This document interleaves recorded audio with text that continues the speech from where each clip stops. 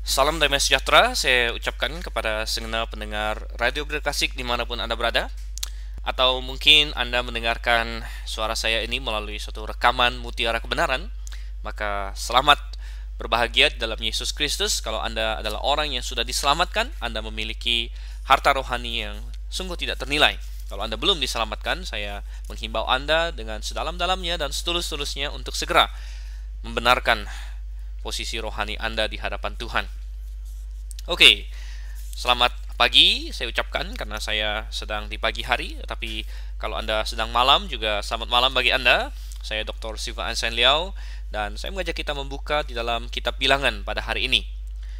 Anda sedang dalam acara Mutiara Kebenaran, dan dalam acara kita ini secara sistematis kita akan melihat ayat per ayat, pasal per pasal, perikop per perikop dari Kejadian sampai dengan Maleakhi. Kita akan membahas semuanya itu dan kita akan menggali kebenaran-kebenaran dalamnya yang kita hargai sangat tinggi sekali bagaikan mutiara.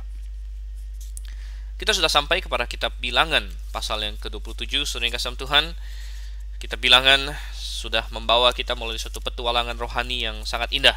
Kita mengikuti orang Israel ketika mereka berkemah di depan Gunung Sinai. Mereka menerima hukum Tuhan di sana, dan kita melihat bagaimana Tuhan mengatur barisan mereka. Tuhan mengatur bagaimana mereka harus berkemah. Tuhan kita adalah Tuhan yang terorganisir, Tuhan yang bukan serampangan, Tuhan yang bukan acak-acakan, tapi Tuhan kita telah menunjukkan bahkan melalui ciptaannya ini, ciptaan yang sangat teratur, saudara. Anda bisa bayangkan kalau letak planet-planet sembarangan. Anda bisa bayangkan kalau letak atau kalau hukum alam itu serampangan, tentu akan kacau balau semuanya. Tapi tidak, Tuhan kita adalah Tuhan yang sangat teratur. Dan dia mengatur umatnya Israel waktu itu dengan sangat teratur sekali, sangat rapi sekali. Bagaimana mereka harus berkemah, bagaimana mereka harus berjalan, bagaimana mereka harus membongkar kemah suci, siapa punya tugas apa dan lain sebagainya. Dan Tuhan menghitung mereka dalam sensus yang pertama. Dan kita sudah mengikuti perjalanan mereka itu melalui berbagai tempat sampai ke Kadesh Barnea, sampai ke kali pertama. Baru sekitar tahun kedua mereka keluar dari Mesir, mereka sudah siap untuk memasuki tanah Kanaan. Tetapi karena tidak adanya iman di antara orang Israel, mereka menolak apa yang Tuhan ingin berikan. Keselamatan yang Tuhan ingin berikan kepada mereka, mereka tolak, saudara yang kasih Tuhan. Dan mereka terpaksa harus mati. Generasi itu harus mati semuanya.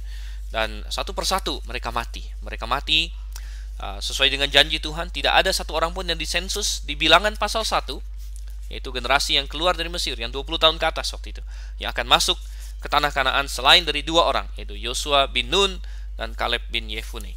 Dan itu sudah kita telusuri sampai dengan Bilangan pasal yang ke-26. Setelah 40 tahun mereka berjalan, mereka sampai juga ke seberang sungai Yordan dekat Yeriko katanya. Dan di Bilangan pasal 26 kita melihat mereka disensus yang kedua kali.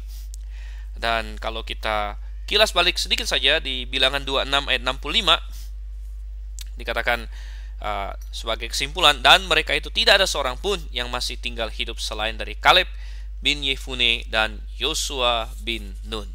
Dengan itu kita masuk ke pasal 27, saudara. Dan sebelumnya mari kita berdoa terlebih dahulu. Bapa di surga, kami mengucap syukur kepadamu pada saat ini. Kami sangat berterima kasih untuk berkat-berkat rohani, berkat-berkat fisik, segala yang kau berikan kepada kami, terutama keselamatan yang begitu besar ya Tuhan. Bapa di surga, kami rindu bukan saja kami telah diselamatkan, tapi kami ingin agar hidup kami berkenan kepadamu. Oleh karena itu kami ingin hidup sesuai dengan firman-Mu. Dan karena itulah kami mempelajari firman-Mu, agar kami mengertinya. Dan kiranya Engkau yang menolong, memimpin setiap dari kami. Dalam nama Yesus Kristus kami berdoa dan mengucap syukur. Amin. Ya, masuk ke dalam Bilangan pasal yang ke-27 sekarang. Dan boleh kita katakan bahwa sekarang mulai dari pasal 27 secara eksklusif ya, kita berbicara mengenai generasi yang baru dari Israel. Generasi yang baru.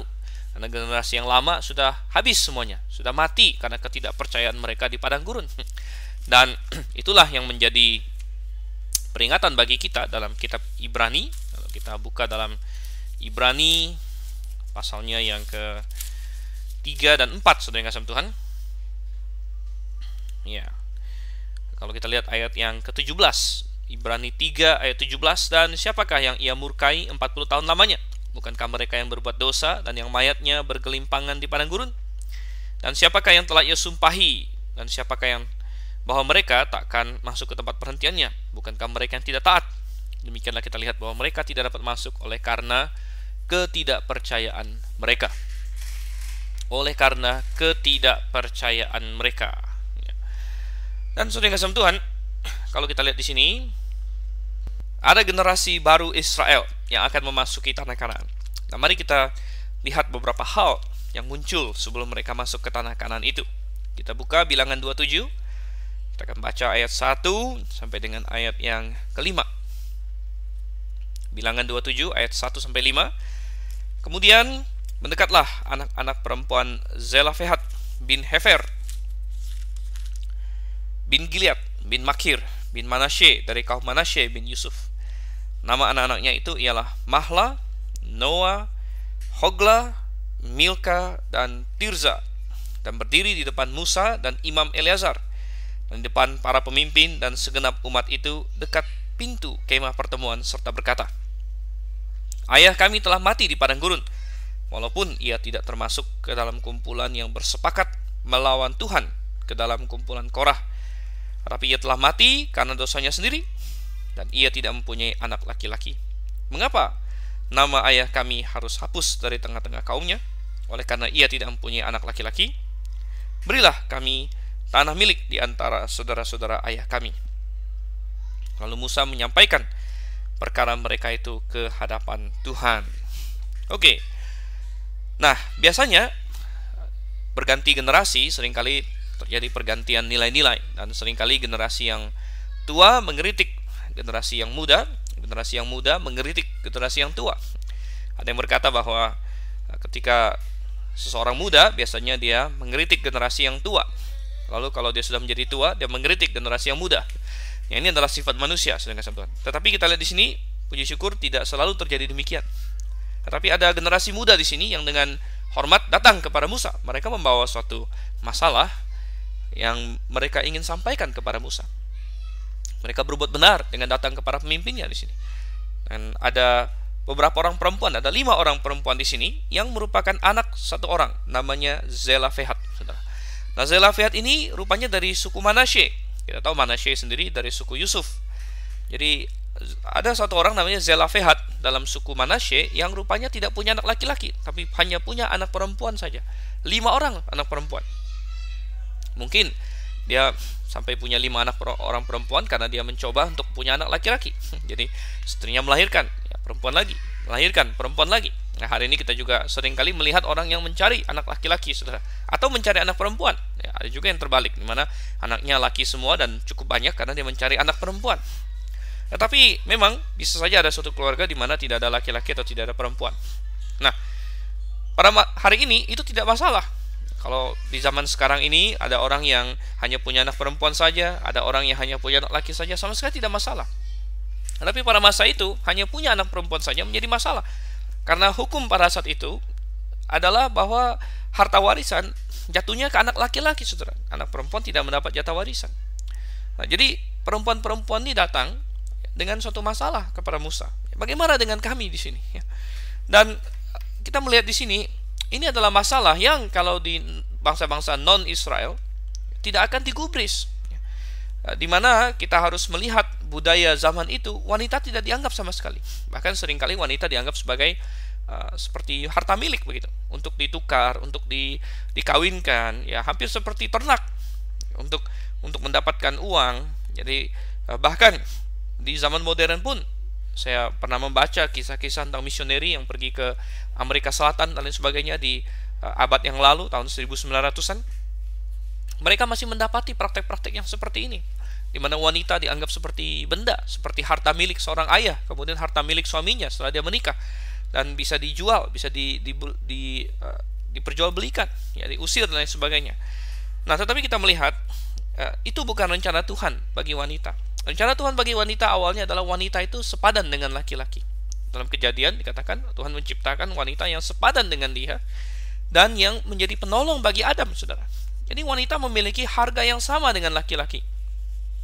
Harga dan harkat yang sama dengan laki-laki. Nah, kita sebagai orang Kristen yang Alkitabiah harus menghindari 2 ekstrim.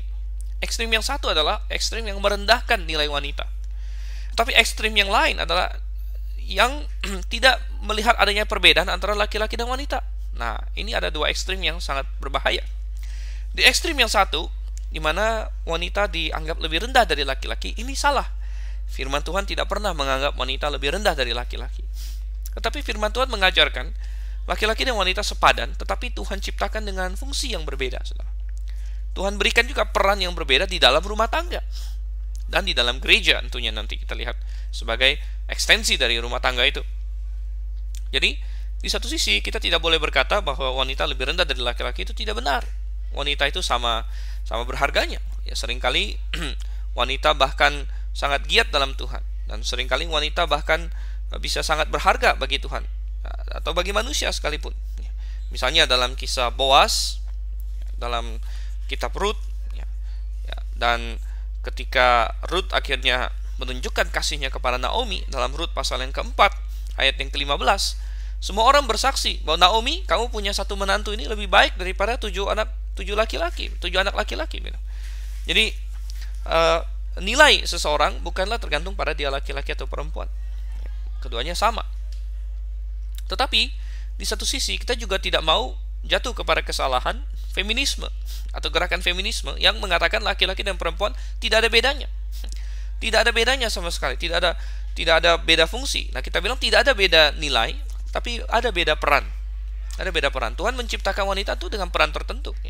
Satu saja yang secara kodrat dan secara alami sudah langsung berbeda adalah wanita bisa melahirkan. Dia punya organ tubuh yang sedikit berbeda, organ reproduksinya berbeda. Jadi dari situ saja sudah terlihat Tuhan menghendaki adanya perbedaan antara laki-laki dan wanita. Tetapi hari ini perbedaan itu mau dihilangkan oleh dunia. Dunia ingin mengacaukannya, perbedaan peran ini. Sehingga iblis berhasil menipu wanita supaya mau berpakaian seperti laki-laki. Menipu wanita untuk bertindak seperti laki-laki, bersikap seperti laki-laki. Padahal tidak. Nah, gerakan feminisme itu sebenarnya salah nama. Feminim itu kan mestinya kewanita-wanitaan. Feminim itu justru mestinya tidak mencoba untuk meniru laki-laki, tapi kembali kepada sejatinya wanita. Wanita sejati, saudara. Itulah feminisme yang sebenarnya.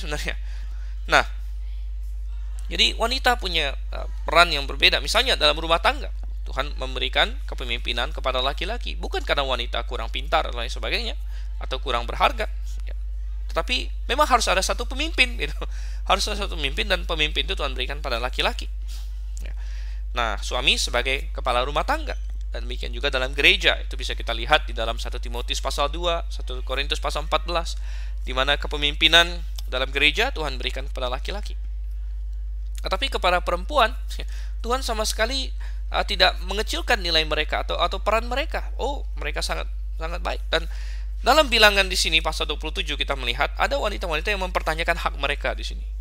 Dan saya perlu kasih tahu, kalau kita lihat dari sudut pandang budaya zaman itu, kalau di bangsa-bangsa lain, bangsa Kanaan, bangsa Mesir, bangsa Babel, wanita-wanita ini akan ditertawakan, ditendang, bahkan akan apa sih, ini kalian hanya wanita kok malah ngomongin yang beginian, ya. Tapi ternyata tidak. Apa yang dikatakan Musa? Musa tidak langsung tidak menggubris mereka, tapi di ayat 5 Tuhan berkata, aku akan sampaikan kepada Tuhan. Ini adalah tindakan yang benar. Musa sama sekali tidak tahu apa yang harus dilakukan. Maka dia bilang, aku tanya kepada Tuhan. Nah, ini Musa memberikan contoh yang bagus kepada kita. Kalau ada yang tidak tahu, ada yang sesuatu yang tidak kita ketahui, kita tanya kepada Tuhan. Nah, ini harus kita perbuat. Oke, lalu coba kita lihat sekarang ayat yang ke-6, saudara, sampai dengan ayat yang ke-11. Ayat yang ke-6 sampai dengan ayat yang ke-11. Maka berfirmanlah Tuhan kepada Musa, perkataan anak-anak perempuan Zelafehat itu benar. Memang engkau harus memberikan tanah milik pusaka kepadanya di tengah-tengah saudara-saudara ayahnya. Engkau harus memindahkan kepadanya hak atas milik pusaka ayahnya. Dan kepada orang Israel engkau harus berkata, apabila seseorang mati dengan tidak mempunyai anak laki-laki, maka haruslah kamu memindahkan hak atas milik pusakanya kepada anaknya yang perempuan. Apabila ia tidak mempunyai anak perempuan, maka haruslah ia memberikan milik pusakanya itu kepada saudara-saudaranya yang laki-laki. Nah, apabila ia tidak mempunyai saudara-saudara lelaki, maka haruslah kamu memberikan milik pusakanya itu kepada saudara-saudaranya lelaki ayahnya. Dan apabila ayahnya tidak mempunyai saudara-saudara lelaki, maka haruslah kamu memberikan milik pusakanya itu kepada kerabatnya yang terdekat dari antara kaumnya, supaya dimilikinya. Itulah yang harus menjadi ketetapan hukum bagi orang Israel seperti yang diperintahkan Tuhan kepada Musa. Ya, Tuhan di sini memihak kepada anak-anak perempuan Zelafehat. ini membantah argumen orang yang berkata Tuhan tidak care kepada wanita. Apalagi ada orang yang marah dengan Tuhan ketika di Perjanjian Baru Tuhan memberikan fungsi yang berbeda kepada laki-laki dan wanita dalam gereja. Oh, Tuhan tidak sayang kepada wanita. Kenapa di 1 Timotius dikatakan wanita tidak boleh mengajar laki-laki dalam pertemuan jemaat? Oh, bukan Tuhan tidak sayang dengan perempuan, saudara. Tuhan justru memberikan yang terbaik kepada perempuan, saudara. Karena Tuhan yang mendesain wanita, Tuhan yang paling tahu apa yang wanita paling perlukan. Untuk fungsi apa wanita itu paling cocok, Tuhan yang paling tahu sebenarnya.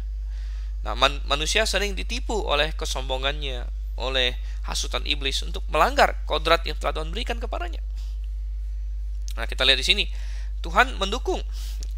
Nah, di bangsa-bangsa lain yang bukan Israel, hal ini pasti tidak akan terjadi, di mana wanita dianggap sebagai barang milik bahkan. Nah, tapi di sini Tuhan bilang, ya, mereka benar. Kalau seorang anak tidak punya anak laki-laki, maka tanahnya harus dibagi di antara anak-anak perempuannya. Harus dibagi di antara anak-anak perempuan. Jadi kita lihat, kalau dia tidak punya anak perempuan gimana?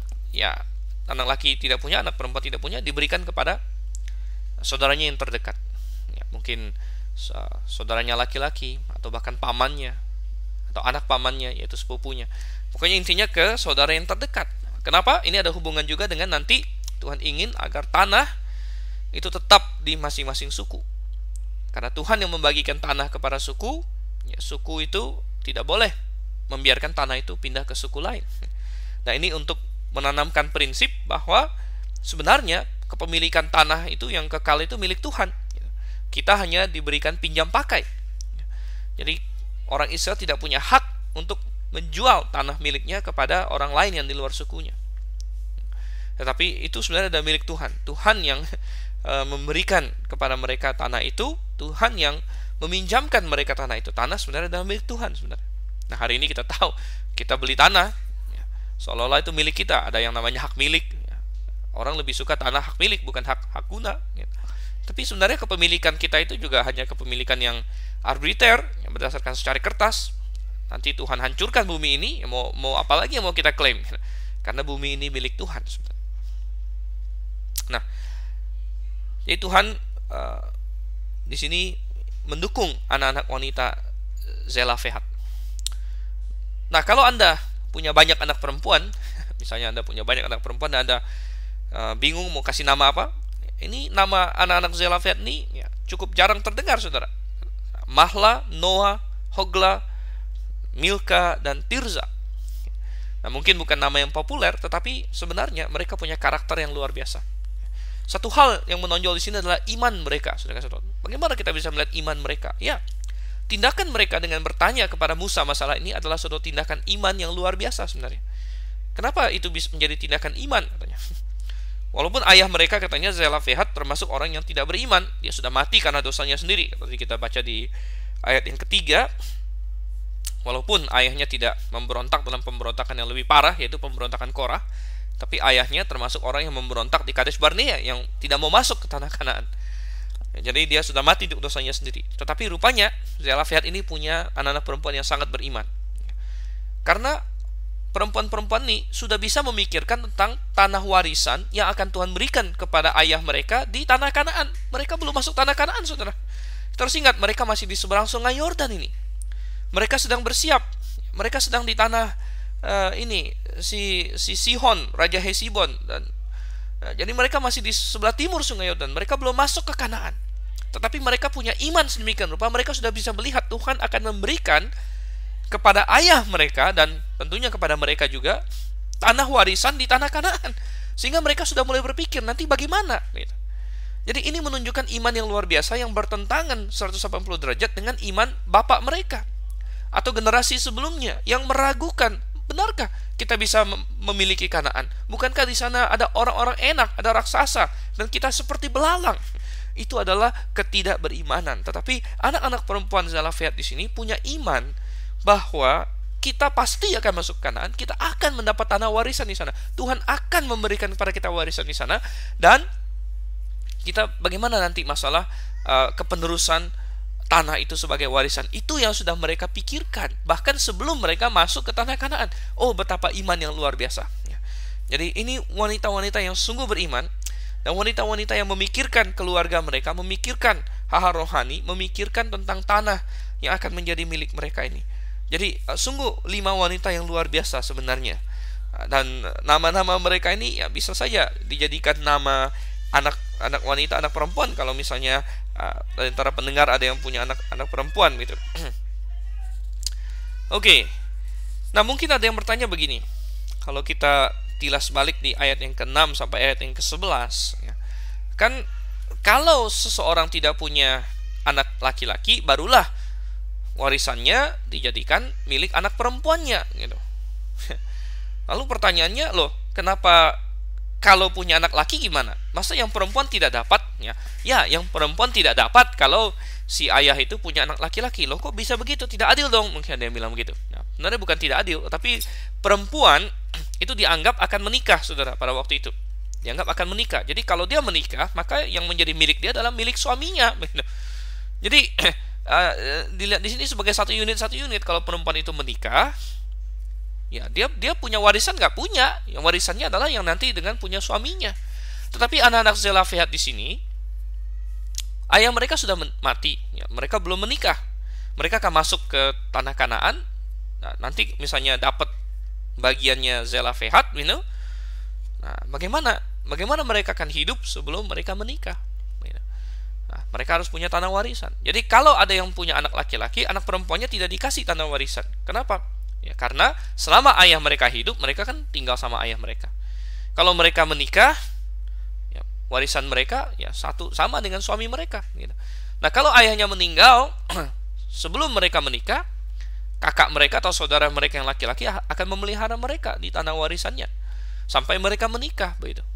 Nah, jadi kita melihat bukan Tuhan tidak fair. Dan ini juga nanti akan muncul suatu pertanyaan nanti di pasalnya yang berikutnya, ya, di pasal 36 nanti ada aturan, karena anak-anak Zelafehat yang wanita semua ini mewarisi tanah, nanti mereka dibatasin siapa yang boleh menikah dengan mereka, supaya kembali tanah itu tidak jatuh nanti keluar dari suku mereka gitu. Nah, karena nanti siapapun yang menikah dengan mereka akan ikut mewarisi tanah itu. Jadi nanti harus masih dalam satu kaum gitu. Oke, jadi kita melihat iman generasi yang muda. Ini baik sekali, generasi yang baru ini. Tapi coba kita lihat sekarang ayat yang ke-12 sampai dengan ayat yang ke-14. Masih ada satu orang dari generasi tua yang belum mati. Siapa itu, saudara? Harun sudah mati, Miriam sudah mati, semua yang lain sudah mati. Tinggal satu, pemimpin mereka yang paling terkasih sebenarnya, Musa.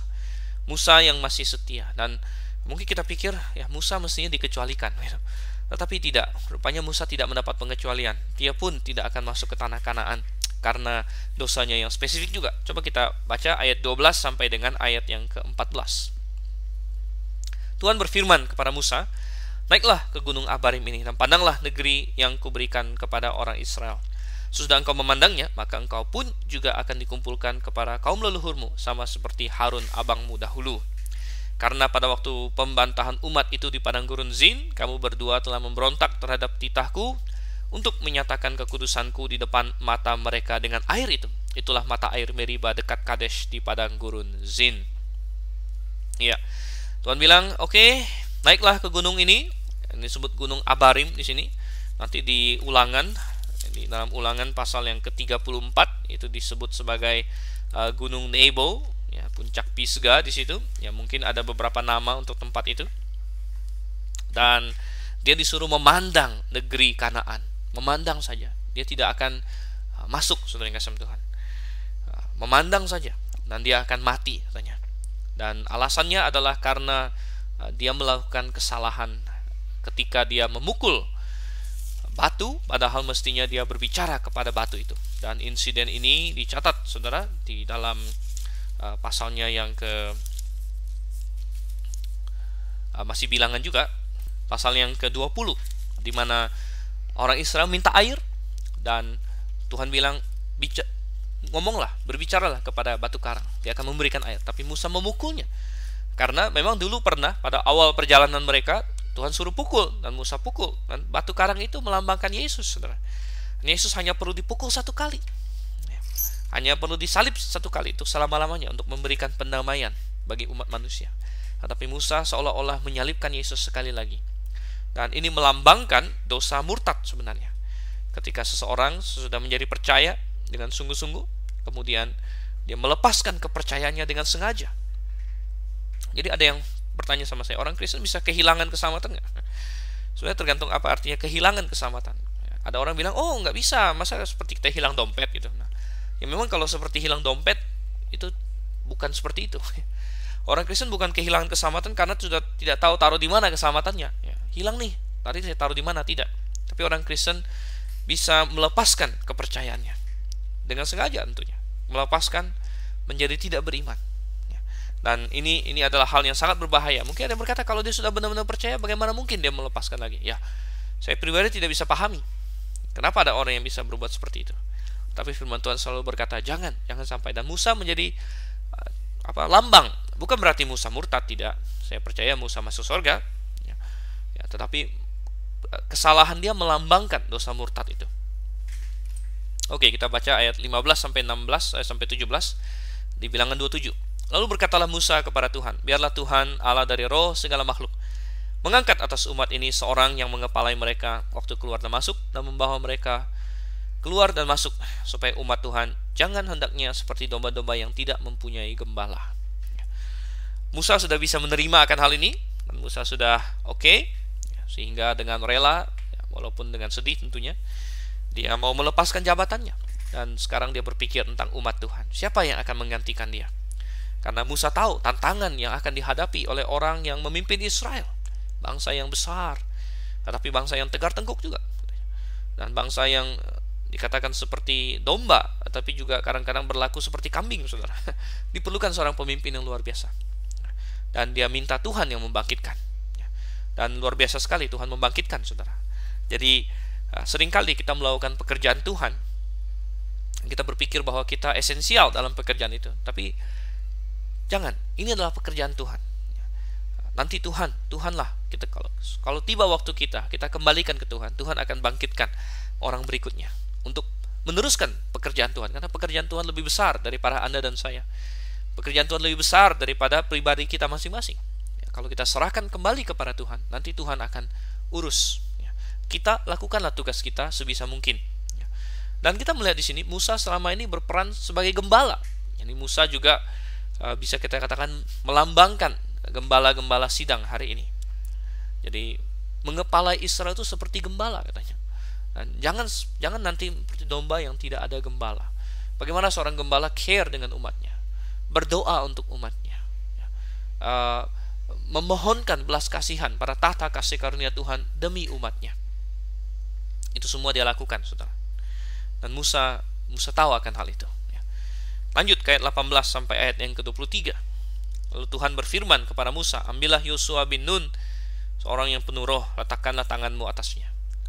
Suruhlah ia berdiri di depan Imam Eleazar dan di depan segenap umat, lalu berikanlah kepadanya perintahmu di depan mata mereka. Dan berilah dia sebagian dari kewibawaanmu, supaya segenap umat Israel mendengarkan dia. Ia harus berdiri di depan Imam Eleazar, supaya Eleazar menanyakan keputusan Urim bagi dia di hadapan Tuhan. Atas titahnya mereka akan keluar, dan atas titahnya mereka akan masuk, ia beserta semua orang Israel, segenap umat itu. Maka Musa melakukan seperti yang diperintahkan Tuhan kepadanya. Ia memanggil Yosua dan menyuruh dia berdiri di depan Imam Eleazar dan di depan segenap umat itu. Lalu ia meletakkan tangannya atas Yosua dan memberikan kepadanya perintahnya seperti yang difirmankan Tuhan dengan perantaraan Musa. Ya, seorang pemimpin sudah Tuhan persiapkan sejak dulu, sejak pertama mereka keluar dari Mesir. Yosua tadinya namanya Hosea, lalu diubah menjadi Yosua, dan artinya mirip-mirip. Hosea artinya keselamatan, dan Yosua artinya Yehova keselamatan. Nah mungkin ketika mungkin penamaan itu begini, saudara, ketika Musa tanya siapa namamu, Hosea, artinya kan keselamatan. Nah mungkin Musa langsung nimpalin Yehova menyelamatkan gitu. Dan nama itu atau panggilan itu jadi nempel begitu. Nah, Yosua sudah menjadi seorang abdi yang sangat setia kepada Musa.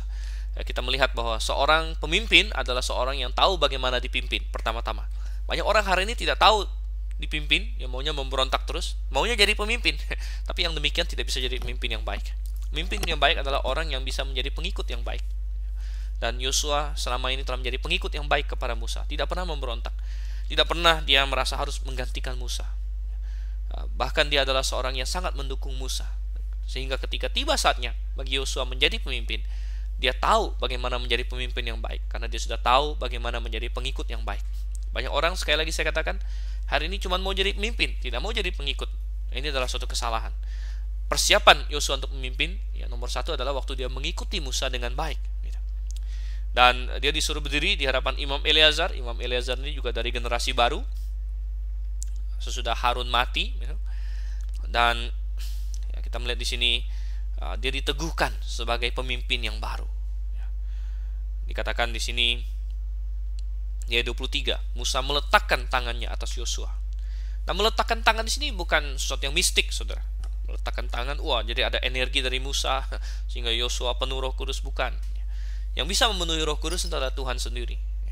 Tapi peletakan tangan di sini mengindikasikan pelepasan jabatan saja, pelepasan jabatan.